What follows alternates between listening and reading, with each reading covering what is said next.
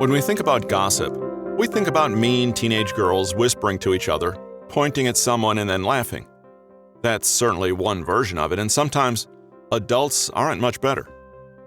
Gossiping is when you talk about other people when they're not present, but it doesn't necessarily have to be in a negative light, and nor does it have to be about something negative.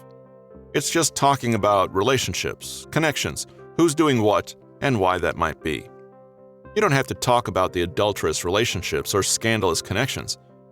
There are a few surprising truths about the act of gossiping that can benefit your quest for likability. Engaging in gossip and what appears to be idle chit-chat can cement a relationship.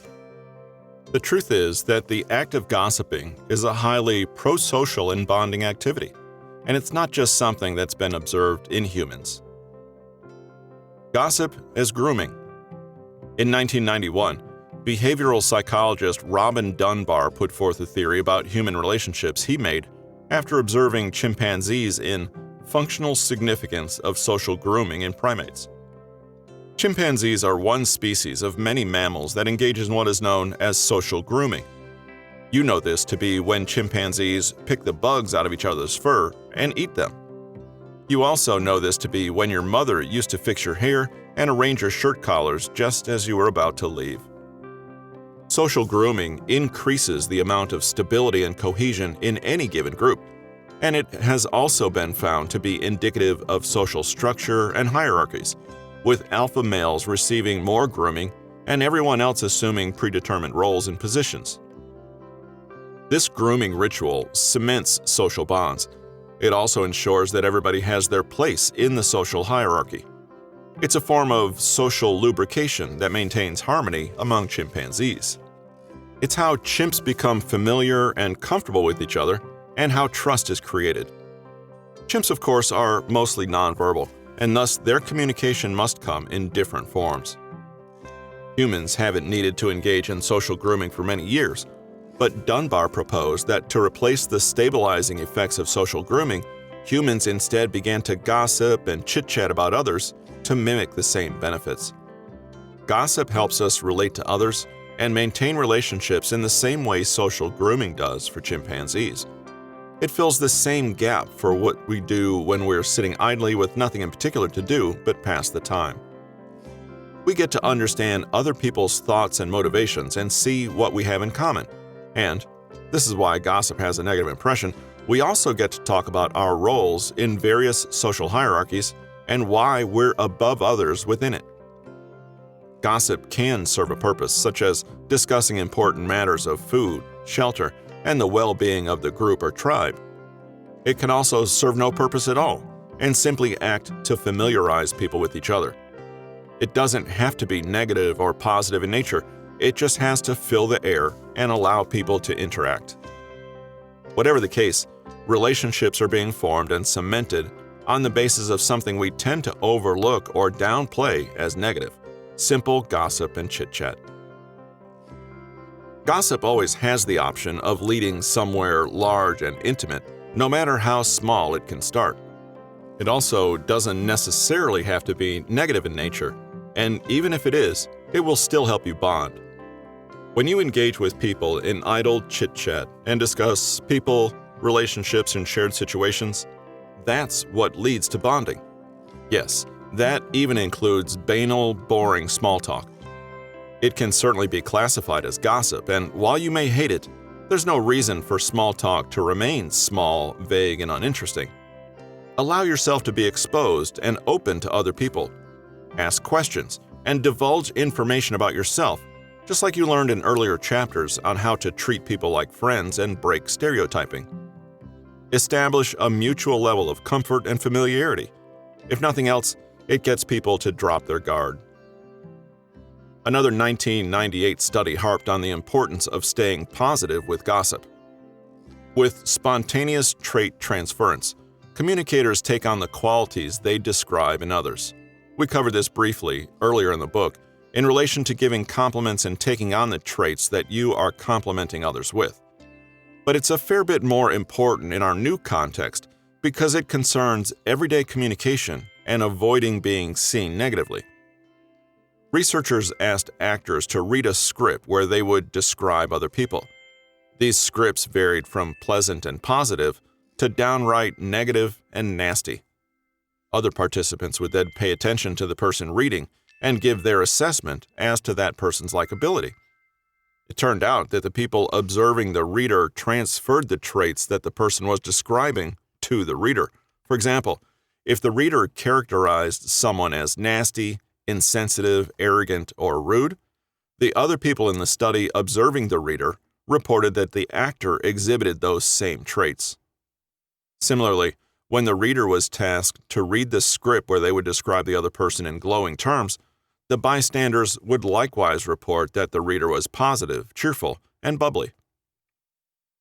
If you're not talking about yourself, people will make judgments about you based on how you describe other people. They equate how you read other people with your own personality traits. If you ever find yourself in a conversation and the flow of the talk veers toward talking about third parties, keep this study in mind. Gossipers, pay attention. Whatever traits you describe in others, people will transfer to you. If you talk about someone being lazy, people will more likely think you're lazy. If you describe others as engaging and cheerful, they will also think that about you. Obviously, to make this work best for you, you should only describe others as positive, encouraging, and overall likable people, even if you're talking about somebody who's downright unpleasant. There are still some pleasant parts to that person's personality or life story you can choose to dwell on. You can even choose better and gentler words. Instead of describing someone as fat and bloated, describing them as a little bigger or round has a positive impact on how people will perceive you. The way you choose your words packs a lot of value in judgment. This brings us to one of the large caveats about gossip. Bad gossip is bad for people's perceptions of you and your likability. You see it with spontaneous trait transference, and you also see it in Is Gossip Power? The Inverse Relationships Between Gossip, Power, and Likability from 2011, where Sally Farley explored and expanded on Dunbar's findings on social grooming. She found that what she deemed prolific gossipers were much less liked than non-gossipers, and those who were negative gossipers were liked the least of all. Out of a scale of 117, negative gossipers scored an average of 37 for likability, while non-gossipers scored an average of 47. In addition, prolific gossipers were seen as socially weaker and with less influence.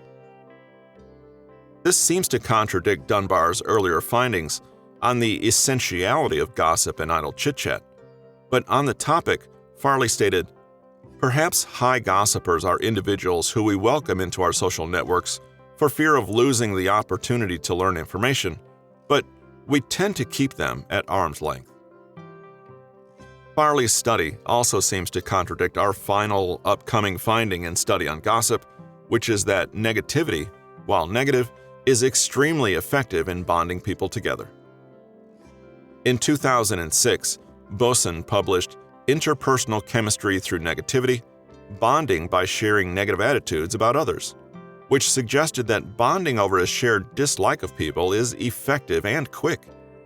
Their study found that people and their closest friends routinely had a tendency for strongly negative shared attitudes toward other people, and the more negative, the more close the friends. Overall, with existing friends and strangers alike, the finding was clear that people expressed stronger beliefs that they could be friends if they thought they shared their negative evaluation. Just think about all the studies on similarity of values, virtues, and interests. Why wouldn't this extend to similarity of dislikes? After all, we're just after similarity, no matter the direction it flows.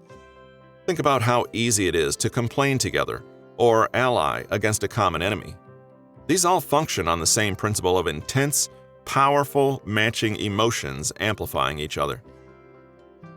The overall lesson on gossip and idle chit-chat is that it can indeed serve as an entryway for bonding, but there's a very fine line about what topics you can actually stick to. Engage in what you might consider meaningless chatter, and make sure not to insult people too much behind their backs. Unless, of course, you're sure that the other person will agree with you. This has been The Science of Likability: 60 evidence-based methods to radiate charisma, make a powerful impression, win friends, and trigger attraction. Written by Patrick King, narrated by Russell Newton. Copyright 2019 by Patrick King. Production copyright by Patrick King.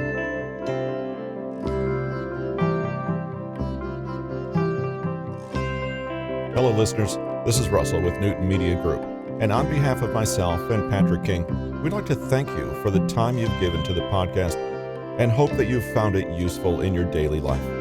We value your time, which is why our episodes begin immediately with content, but we also highly value your opinion and would greatly appreciate if you would leave us a rating and a review in your podcast provider. Also, don't forget, if you'd like a copy of the free mini book on conversation tactics, take a moment and visit patrickkingconsulting.com to request your free copy.